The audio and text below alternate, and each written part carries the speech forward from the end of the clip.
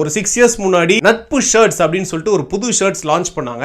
அதோட ஒரு கமர்ஷியல் அட்வர்டைஸ்மெண்ட்டுக்கு ஸ்ரீகாந்த் சரோட நான் சேர்ந்து நடிக்கிறதுக்கு எனக்கு ஒரு வாய்ப்பு கிடைச்சதுங்க. ராஜேஷ்னு சொல்லிட்டு ஒருத்தர் தான் என்ன அப்ரோச் பண்ணாரு. அவர் தான் அந்த அட்வர்டைஸ்மெண்டோட டைரக்டர். ஸ்ரீகாந்த் சார் வந்து மெயின் ஹீரோ மாதிரி ரோல், நானு அப்புறம் Sun TV anchor Vijayanand sir, அப்புறம் பீச்சாங்கைன்னு ஒரு படத்துல ஹீரோவா நடிச்சாரு கார்த்திக் ஆர்எஸ் நினைக்கிறேன். நாங்க 3 பேரும் சப்போர்ட்டிங் ரோல்ஸ் பண்ணோம். கான்செப்ட் எப்படின்னா ஸ்ரீகாந்த் சார் வந்து ஊர்ல இருந்து வருவாரு, நாங்கெல்லாம் அவரோட ஃப்ரெண்ட்ஸ், எங்க எல்லாருக்கும் அவர் வந்து அந்த நட்பு ஷர்ட்ஸ் வந்து கிஃப்டா கொடுப்பாரு. இதுதான் கான்செப்ட். எனக்கு பெருசா ஸ்ரீகாந்த் சாரோட பர்சனலா பேசுறதுக்கோ இன்டராக்ட் பண்றதுக்கோ ஒரு வாய்ப்பு கிடைக்கல. I will be very honest, ரொம்ப ஃப்ரெண்ட்லியா அந்த பேசுற டைப் அது மாதிரிலாம் இல்ல. அவர் வந்து நான் கொஞ்சம் பெரிய ஹீரோ அப்படின்ற ஒரு கெத்தோட தான் இருந்தாரு. நமக்கு யாருக்கிட்டையும் போய் நீங்க பெரிய ஹீரோ ஒரு போட்டோ எடுத்துக்கிறேன் அது மாதிரி கேட்கிற பழக்கமும் கிடையாது. என்ன பொறுத்த வரைக்கும் அவர் எனக்கு ஒரு காலீக். அவர் எவ்வளவு பெரிய லெவல், நான் சின்ன லெவல் அப்படின்னா நான் யோசிக்க மாட்டேன். இதுதான் என்னோட ஆட்டிடியூடா இருக்கும் எப்பவுமே. ஷார்ட் என்ன அப்படின்னு பாத்தீங்கன்னா, நான் வந்து இந்த நெசவு தொழில் பண்ற ஒரு ஆளு. இப்போ அந்த ஸ்கிரிப்ட் படி என்ன அப்படின்னு பாத்தீங்கன்னா, ஒரு ஸ்மைலி பால் வந்து என் மேல விழும். நான் அந்த ஒர்க் பண்ணிட்டு இருக்கும்போது என்னடா ஸ்மைலி பால் வந்திருக்கே அப்படின்னு சொல்லி வெளியே போய் பார்க்கும்போது சர்ப்ரைஸா என் நண்பன் ஸ்ரீகாந்த் அங்க இருப்பாரு. அவர் வந்து எனக்கு அந்த ஷர்ட் கொடுத்து என்ன ஹக் பண்ணுவார் அப்படி சைடுல. இதுதான் ஷாட்டுங்க. சோ இது என்ன ஆயிடுச்சு அப்படின்னு பாத்தீங்கன்னா,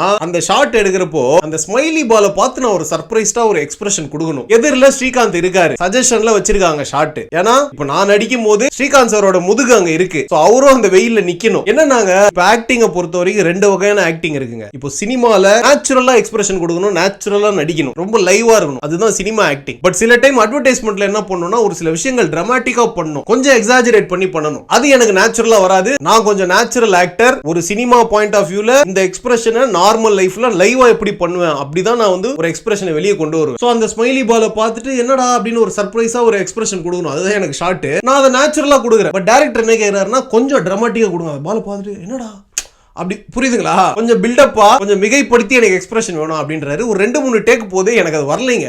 அந்த டிராமாட்டிக் எக்ஸ்பிரஷன் எனக்கு வரல. நான் நேச்சுரலாவே பண்ணிக்கிட்டு இருக்கேன். இது ஒரு 2-3 டேக் போனோன்னே ஸ்ரீகாந்த் சார் அப்செட் ஆயிட்டாரு. அப்படியே அப்படின்னு உச்சி கொட்டிட்டு அப்படியே சைட்ல எல்லாம் போய் ஒரு மாதிரி ரொம்ப அப்செட்டா ஒண்ணு பண்ணாரு. ஐ வாஸ் லைக், ஹலோ, எனக்கு அந்த எக்ஸ்பிரஷன் கரெக்டா வர வரைக்கும் நான் டேக் எடுப்பேன் அப்படின்னு சொல்லிட்டு இன்னும் 2-3 டேக் போச்சு. அதுக்கப்புறம் அந்த டேக் ஓகே ஆகி நல்லபடியா வந்தது அந்த கமர்ஷியல். அதை பார்க்கும்போது நானும் கடைசியில ஹாப்பியா தான் இருந்தேன். சோ இதனால நான் வந்து ஸ்ரீகாந்த் சாரை தப்பு சொல்றேன்னு கிடையாது. அவர் பாயிண்ட் ஆஃப் வியூல கொஞ்சம் கடுப்பா தான் இருந்திருக்கும். என்னடா அவன் வெயில்ல நிக்க வச்சுட்டு இருக்கானே, ஒரு சிம்பிள் எக்ஸ்பிரஷன். ஏன்னா அவர் நிறைய ஆட்ஸ் எல்லாம் பண்ணிருக்காரு. அவர் பாயிண்ட் ஆஃப் வியூல நானா இருந்தா சப்பையா பண்ணிட்டு போயிருக்கேன், இந்த பையன் நான் இவ்வளவு நேரம் எடுக்கிறான் அப்படின்னு யோசிச்சிருக்கலாம். அது ஒன்னும் தப்பு கிடையாது. சோ இதாங்க எங்களுக்குள்ள நடந்த இன்டராக்ஷன், ஒரு சுவாரஸ்யமான ஒரு இன்சிடென்ட்.